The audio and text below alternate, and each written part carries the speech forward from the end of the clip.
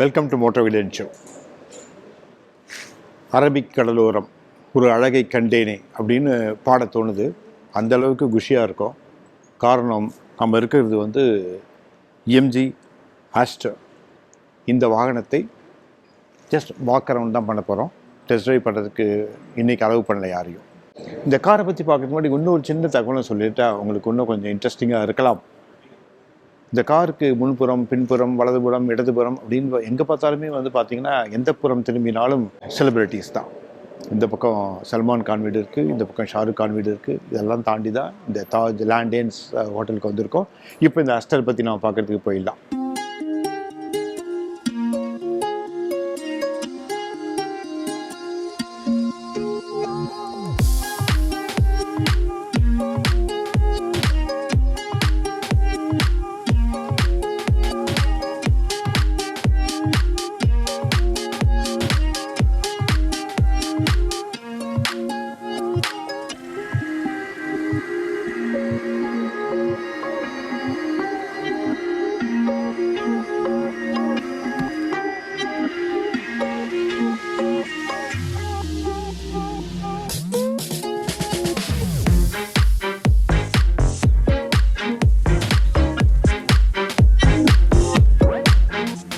எம்ஜின்றதை பற்றி உங்களுக்கு ஏற்கனவே தெரியும்.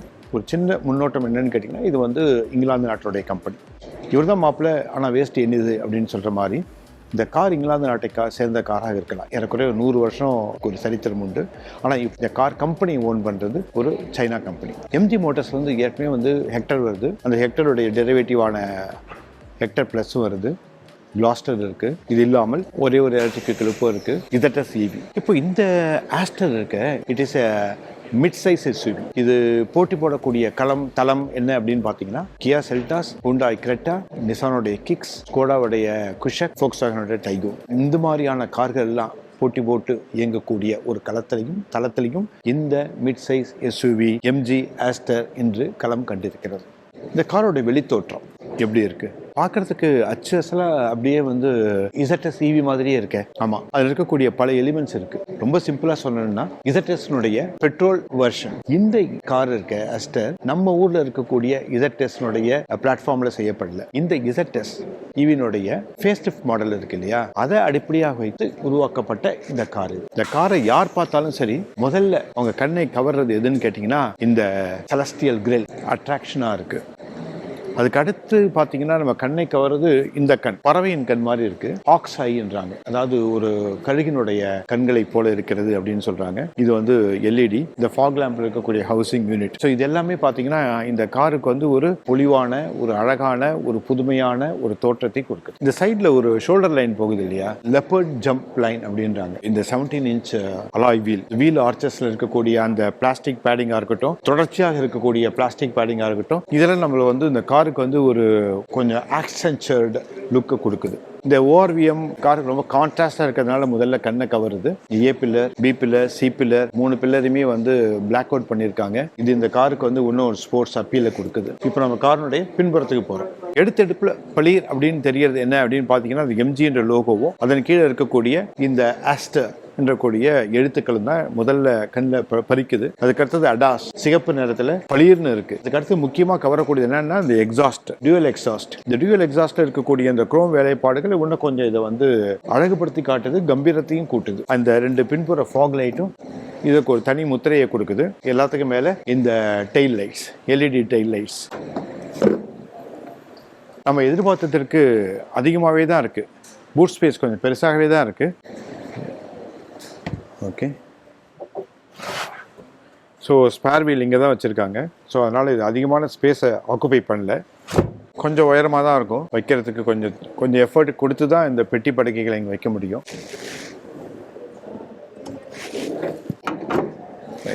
ஸோ இதில் 2 இன்ஜின் ஆப்ஷன் நம்ம பார்த்தோம். இப்போ இந்த இன்ஜின் டர்போ பெட்ரோல். இது 1.3 லிட்டர் 140 bhp சக்தியை கொடுக்குது. இப்போ 210 நியூட்டன் மீட்டர் அளவுக்கு டார்க்கை கொடுக்குது. இதே இன்னொரு ஆப்ஷன் இருக்குன்னு சொன்னேன் இல்லையா, அந்த இன்ஜின் 1.5 லிட்டர், இதை விட பெரிய கொள்ளளவு கொண்டது. ஆனால் டர்போ கிடையாது. அதனால அது கொடுக்கக்கூடிய சக்தி எவ்வளோ பிஹெச்பின்னு பார்த்தீங்கன்னா ஜஸ்ட் 110 bhp தான். அதே மாதிரி அது கொடுக்கக்கூடிய டார்க் அப்படி எவ்வளோன்னு பார்த்தோம்னா 144 நியூட்டன் மீட்டர் தான். இந்த கார் எந்த அளவுக்கு பர்ஃபார்மன்ஸோடு செயல்படுது, இதனுடைய ஹேண்ட்லிங் எப்படி இருக்குது, பிரேக்கிங் எப்படி இருக்குது, இதெல்லாம் ஓட்டி பார்த்தா தான் தெரியும். ஸோ அந்த ஆஸ்பெக்ட்ஸ் எல்லாம் டெஸ்ட் ட்ரைவ் எப்போ வச்சுக்கலாம். இப்போ காரினுடைய இன்டீரியரில் தான் இந்த காரினுடைய கதாநாயகன் கதாநாயகி எல்லாமே இருக்காங்க. என்னுடைய ரசனையில் இது வந்து மிகச்சிறப்பாக இருக்கிறது. ரொம்ப ஒரு கிளாஸாக இருக்குதுன்னு சொல்லுவேன். ஏன்னா இந்த டியூயல் டோன் எனக்கு ரொம்ப பிடிச்சிருக்கு. இந்த கருப்பும் சிவப்பும் இருந்து இருக்கக்கூடிய விதம் வந்து ரொம்ப ஒரு ரிச் லுக்கை இங்கே கொடுக்குது. சரி, இந்த கலர் எனக்கு வேணான்னா இதே போல வேறு ஆப்ஷன்ஸ் இருக்குது. ஐவரி டோனு கொடுத்துருக்காங்க, அதே மாதிரி பிளாக் டோனும் இருக்குது. ஸோ மொத்தத்தில் இந்த டியூயல் டோன்ன்றது வந்து ஒரு காருக்கு ஒரு ரிச் லுக்கு கொடுக்குது. இந்த லெதர் அப்போஸ்ட்ரி நல்ல தரமாக இருக்குது, கம்ஃபர்டபுளாகவும் இருக்குது. இந்த சீட் இருக்கு, இந்த சீட் வந்து ஆம்ரெஸ்ட் லெஃப்ட் ரைட் ரெண்டுமே நல்ல ஆம்ரெஸ்ட் இருக்குது. ரெஸ்ட் எடுக்கும் போது இப்படி கூட உட்காந்து நல்லா பேச முடியாது, இப்போ பேசிகிட்டு இருக்க மாதிரி. இதனுடைய எக்ஸ்டென்ஷன் இதேவுடைய கலரில் தான் வந்து ஆக்சுவலாக வந்து இந்த டேஷ்போர்ட்லேயும் டோர் பேடும் கூட அழகாகவே இருக்குது. இந்த காரோடைய ஹைலைட் என்னென்னு பார்த்தீங்கன்னா என்னுடைய பனோரமிக் சன்ரூஃப் தான். இந்த பனோரமிக் சன்ரூஃப் வந்து 90% அளவுக்கு காரோடைய மேல் பக்கத்தை ஓப்பன் ஆகிடுது.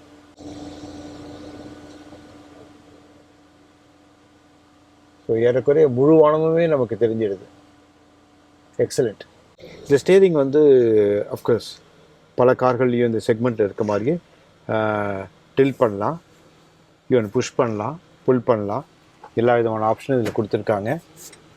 இது வழக்கமாக கொடுக்க வேண்டிய இந்த ஸ்டேரிங் அட்ஜஸ்ட் தான். பட் இதில் இன்னொரு விஷயம் இருக்குது. என்னன்னு கேட்டிங்கன்னா, இந்த ஸ்டேரிங் வந்து எந்த மோடில் இருக்கணும் அப்படின்றத நீங்கள் இங்கே சூஸ் பண்ண முடியும்.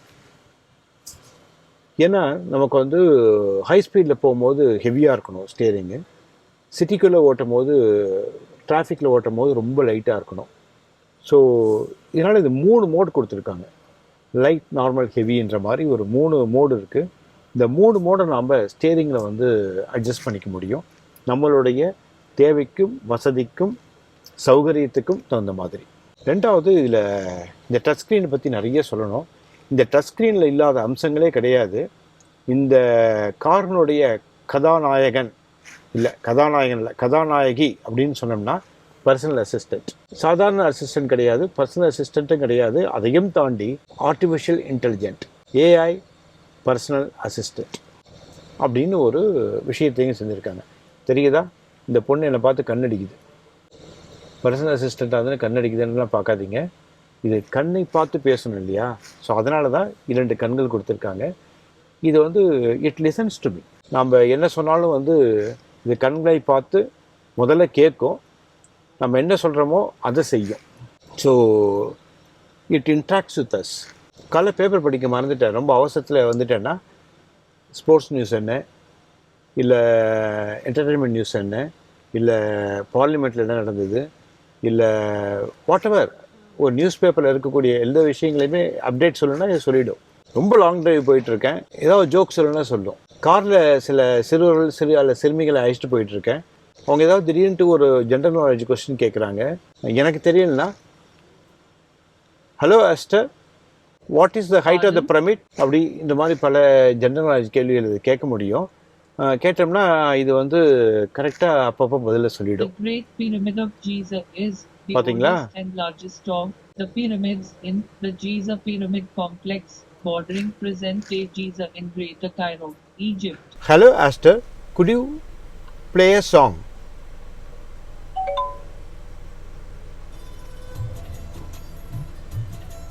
ஸோ எப்படி இருக்குது பின் சீட்? இது வந்து ஃபுல்லாக வந்து தள்ளி இருக்குது, பின்பக்கம் தள்ளி இருக்குது. ஸோ லைட்டாக கால் இடிக்க தான் செய்யுது. இங்கே டன்னல் இருக்குது. ஸோ தேர்ட் பேசஞ்சர் உட்காந்தாருன்னா கொஞ்சம் கஷ்டம்தான். ஸோ தேர்ட் பேசஞ்சர் இல்லைன்னா நம்ம இந்த ஹேண்ட் ரெஸ்ட் இருக்குது. ஸோ நம்ம இதுவும் 2 கப் ஹோல்டரும் வச்சுருக்காங்க. ஸோ இந்த இடத்துல ரொம்ப சௌகரியமாக தான் இருக்குது. பட் ஓரளவுக்கு பெட்டர் தான். பட் இந்த இடத்துல நீரும் மட்டும் இன்னும் கொஞ்சம் அதிகமாக கொடுத்துருக்கலாம். இங்கே இருக்க இதில் இன்னொரு வசதி என்னென்னு கேட்டிங்கன்னா, இங்கே ஏசி வெண்டிங் ஒன்று பின் சீட்டுக்கும் கொடுத்துருக்காங்க. இங்கே 2 யூஎஸ்பி இருக்குது, முன்னாடி 2 3 இருக்குதுன்னு நினைக்கிறேன். ஸோ டோட்டலாக யூஎஸ்பி ப்ரொவிஷன் 5 கொடுத்துருக்காங்க, ஒரு அவுட்புட் ஒன்று கொடுத்துருக்காங்க. So lot of spaces to put paper நிறையா வைக்கலாம், நிறைய ஃபோன் வைக்கிறதுக்கு இடம் இருக்குது, பாட்டில்ஸ் வைக்கிறதுக்கு இடம் இருக்குது. ஸோ கார் கொஞ்சம் ரொம்பன்னு சொல்ல முடியாது, இட்ஸ் ஓகே, போதுமான அளவுக்கு ஸ்பேஷியஸாக இருக்குது. பட் விண்டோ கொஞ்சம் ரைஸ் லெவலில் தான் இருக்குது. Overall it's okay. இந்த காரினுடைய முக்கியமான அம்சம், இன்னொரு முக்கியமான அம்சம்னு சொல்கிறது தான் சரியாக இருக்கும். என்னென்னு கேட்டிங்கன்னா வந்து சேஃப்டி. இதில் வந்து 6 ஏர்பேக்ஸ் இருக்குது, ஏபிஎஸ் இருக்குது, எலக்ட்ரானிக் பிரேக் டிஸ்ட்ரிபியூஷன் அதாவது இபிடி இருக்குது, அப்புறம் ESP electronic stability program, so இது இருக்குது, ட்ராக்ஷன் கண்ட்ரோல். அதுக்கடுத்தது வந்து ஹில் ஹோல்டு, அதே மாதிரி ஹில் டிசென்ட் கண்ட்ரோல்னு இருக்குதுல.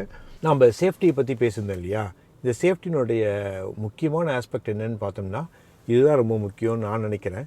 ஏன்னு கேட்டிங்கன்னா வந்து இது அடாஸ்ன்றது வந்து அட்வான்ஸ் டிரைவர் அசிஸ்ட் சிஸ்டம். அந்த அடாஸ் பார்க்கறதுக்கு முன்னாடி ஒரு 360 டிகிரி கேமராவும் பார்க்கணும். This also one of the most important safety aspect. நம்ம காரை சுற்றி என்ன நடக்கிறது அப்படின்னு பார்க்குறதுக்கு ஒரு 360 டிகிரி இந்த காரினுடைய முன்புறம் பின்புறம் 2 பக்கங்கள்லேயும் கேமராஸ், நிறைய கேமராஸ் வச்சுருக்காங்க. ஆஸ்டருக்கு 2 கீ இருக்குது. 2 கீனா 1 2, இந்த 2 கிடையாது. இது ஒரு கீ, இது ஒரு கீ. இது என்ன கீ, இது என்ன கீ அப்படின்னு சப்போஸ் இந்த கீயை நான் வீட்டில் மறந்து வச்சுட்டேன், இல்லை போகிற இடத்துல தொலைஞ்சிடுச்சு, ஸோ காரை எப்படி நான் எடுக்க முடியும்? அப்போது எனக்கு இங்கே ஒரு ஐஸ்மார்ட் அப்ளிகேஷன் அப்படின்னு ஒரு ஆப் ஒன்று இருக்குது.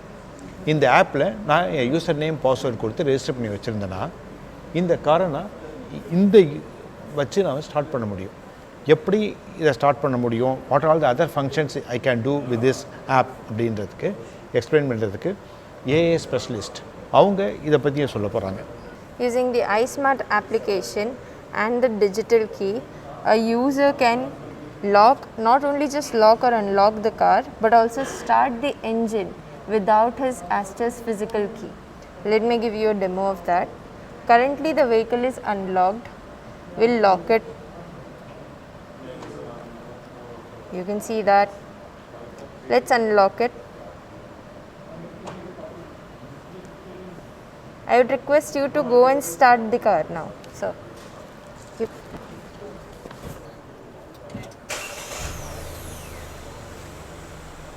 the keys and the digital key. So now we have come to the concluding part. Shall we go for this car? இந்த போட்டியாளராக இருக்கக்கூடிய நமக்கு நிறைய சாய்ஸ் இருக்கு. செல்டாஸ் இருக்குது, கிரெட்டா இருக்குது, கிக்ஸ் இருக்குது, குஷக் இருக்குது, டைகூன் இருக்குது.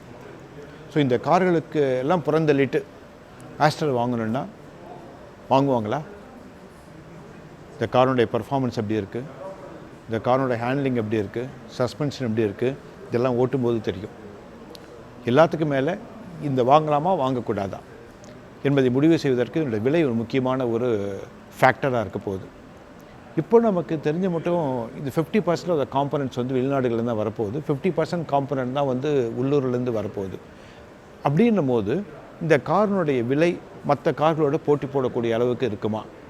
இந்த கேள்விக்கு நமக்கு விடை தெரிந்தால்தான் இந்த கார் போட்டியாளர்களை புறந்தள்ளிவிட்டு முன்னுக்கு வருமா, வாடிக்கையாளர்களுடைய விரும்பத்தக்க சாய்ஸாக இருக்குமா என்பது தெரியும். So that's it about today. மீண்டும் ஒரு வீடியோவில் அடுத்த முறை சந்திக்கலாம். இந்த வீடியோ பிடிச்சிருந்தால் நீங்கள் ஷேர் பண்ணுங்கள், லைக் பண்ணுங்கள். Thank you very much.